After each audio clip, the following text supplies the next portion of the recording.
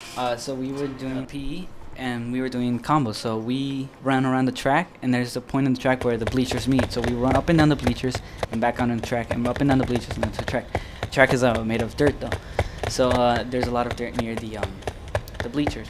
So I think the second lap, I decided to jump off one of the bleachers, and I ended up sliding, and I cut my knee real bad. I went to the restroom and I got a rubber band and tied some toilet paper around it, so it was like a makeshift bandage, but it was okay. But it was a pretty deep cut. And then 2 months later after that, there was still a scab, and no, it was toward the end of the school year, so we were doing the mile run where we have to run the mile a certain amount of time before in order to pass the class. So before the teacher came out, all of the kids were just like just hanging around, and I told me and my friends because there's a fence nearby, I told him, oh, who do you think can climb the fence faster? And he's like, we should have like a little race. So we were like, okay.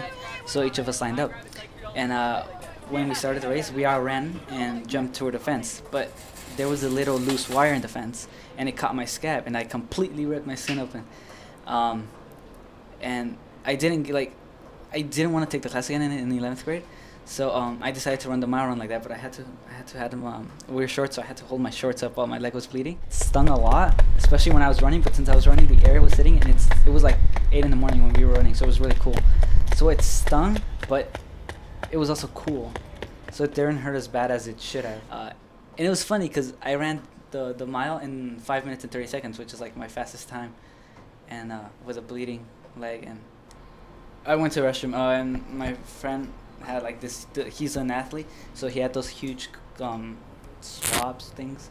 Ever since then, I still have the scar on my knee.